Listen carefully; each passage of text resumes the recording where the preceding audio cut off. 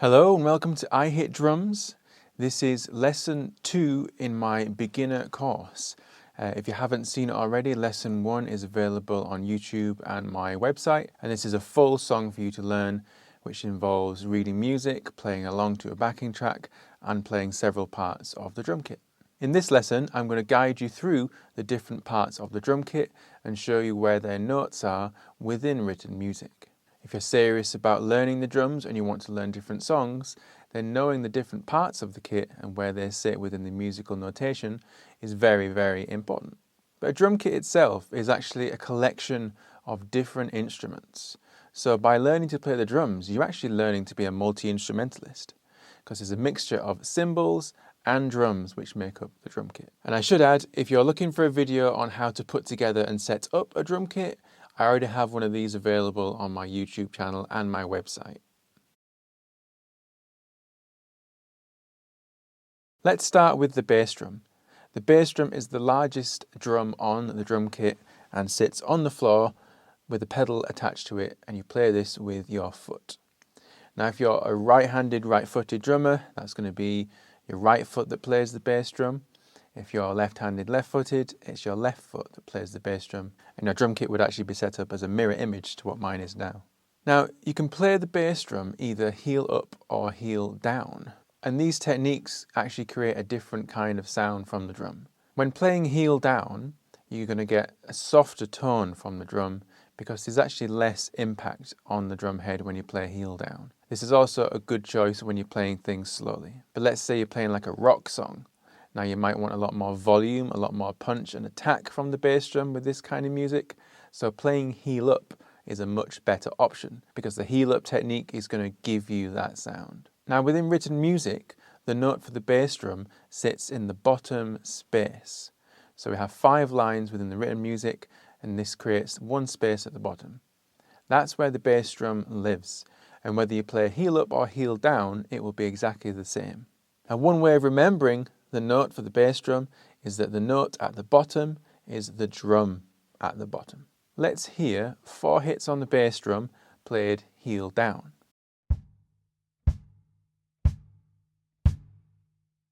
And now let's hear 4 hits on the bass drum played heel up.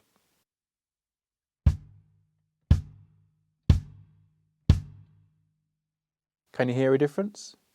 One's a bit softer, a bit kind of rounder in its tone. The other is much more punchy, a lot more attack and aggression in the tone. Now, I should add as well that bass drums come in a lot of different sizes. So the one on my kit here is a 20-inch. I have another kit where the bass drum is a 22-inch. My teaching kit is an 18-inch bass drum. And I also have a 28-inch marching bass drum, which I occasionally use for recording as well.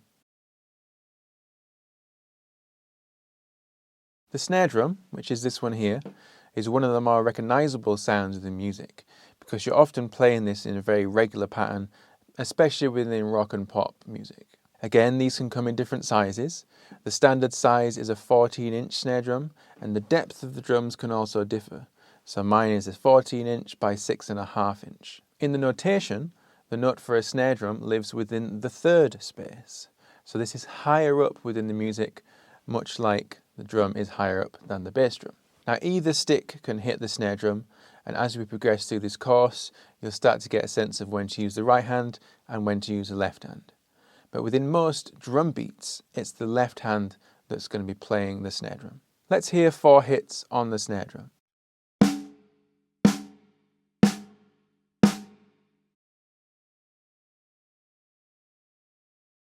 Now let's have a look at the toms, and I'm putting the toms all under the same bracket because they're all technically the same instrument, only they come in different sizes. So smaller toms will have a much higher note when you hit them, and the bigger the tom gets, the deeper that note gets that it can produce. The drum just above my snare drum here is what you call the high tom. Now the high tom is the smallest of the toms on the kit, and the note for this one lives in the very top space. So it's actually the highest drum within the notes. So that's another way you can remember this one, is the highest note is the high tom. Let's hear 4 of them.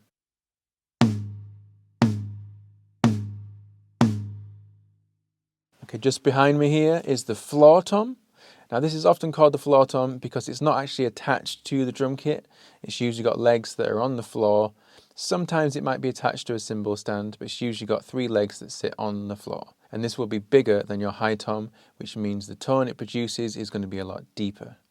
Now the note for the floor tom lives within the second space. So one way you can remember this one is that it's the second biggest drum on the kit usually, and that's going to live in the second space. Let's hear 4 of these.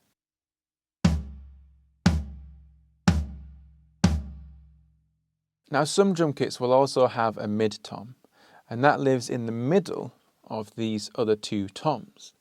And again, it's going to be slightly bigger than the high tom, but a bit smaller than the floor tom. So the size gets bigger as you're moving around the kit. And that mid-tom note is the only note that has a line running through the middle. So one way you can remember that note is that the drum that's got a note with a line running through the middle is the mid-tom. Emphasis on the mid there, in case you didn't get that. So we're not going to hear that one because I haven't got one.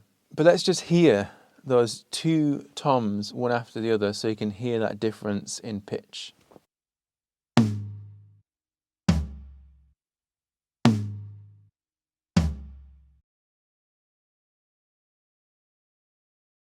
So that takes care of the drums, but now we need to look at the cymbals. Now the cymbals are these big metal discs that we have here, and each of those has a different name, a different note position, and a different sound. To begin with, let's start with the hi-hats, and these are these 2 cymbals here, partly controlled with your foot and another pedal, and partly controlled by hitting it. You can get a lot of different sounds from the hi-hats. Most of the time, they're played with the cymbals closed together, and that note looks like this, and that's an X that sits on that top line. If the hi-hat is played open, you'll have a little 0 or an O above these hits. If you're playing these half open, that's going to create a sort of sizzle kind of sound rather than a loose sloshy one. Then that is actually an O with a line through it as well. So let's hear 4 hi-hats with the hi-hats closed.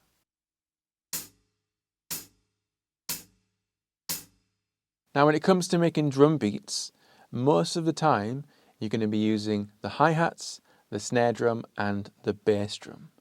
So get very familiar with the names of those 3 as well as the notes for those 3 because you're going to be seeing those a lot. Now on the kit we also have 2 other cymbals, and these are both different sizes.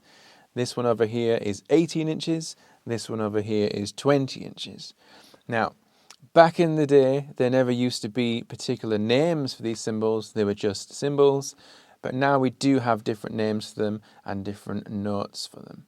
So the 18-inch one here, this is called a crash cymbal. And this one gets a very kind of loud crash, smash kind of sound. Now the note for the crash cymbal can vary depending on what kind of book you're reading. In my book and this course, this note is going to appear as an X, but higher up than the hi-hats. And that X is also going to have a circle around it. So these are quite easy to spot. In some drum books, the circle element won't be there. You just have an X with a line through the middle, but no circle. But it means the same thing. Let's hear 4 of those.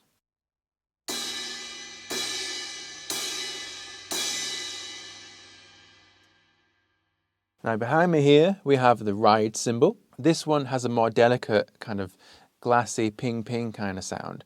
You don't usually hit this one as hard as you would hit the crash cymbal, but you can. The note for this one looks very similar to the hi-hat, only it's slightly lower within the written music. So whereas the X for the hi-hat note sits on that top line, the X for the ride cymbal has that top line running through the middle of it. Now for a lot of beginners, this can be quite difficult to spot. But as we work through the course, I'll introduce the different elements of the kit as we go, so it won't be too much of a surprise.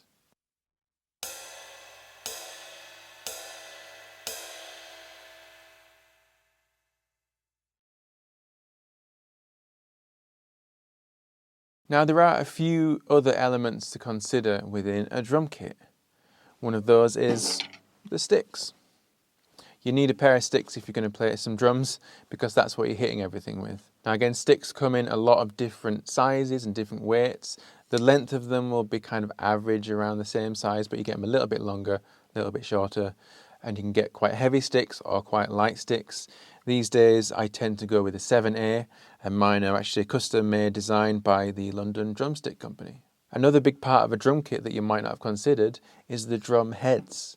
So these kind of white plasticky things we have on the top of each drum, used to be animal skin, but now mylar plastic. These are a big part of the sound. If your drum kit is quite inexpensive, then you can actually buy some good drum heads and it's going to sound a lot better. Likewise, you could have a very, very expensive drum kit, but if you put very, very cheap drum heads on it, it's not going to sound great.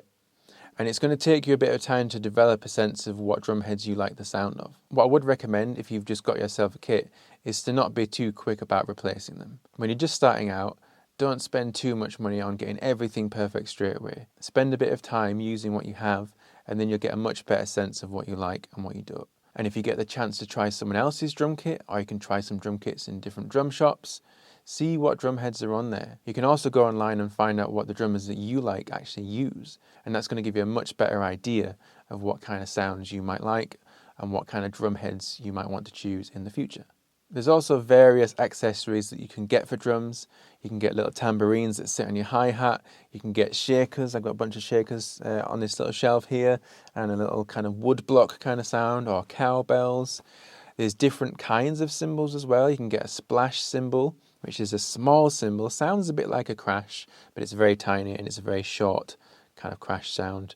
You can also get China cymbals, which have a curve and they're kind of positioned on the stand upside down. And they're all just different ways of creating different sounds. But to begin with, the drums and cymbals that I've gone over today, that is usually what you're going to be starting with. Sometimes you might have one or two items more, sometimes you might have one or two items less. But this setup that I use here and that I play most of the time and what I teach with kind of covers all bases and is usually what a lot of people have.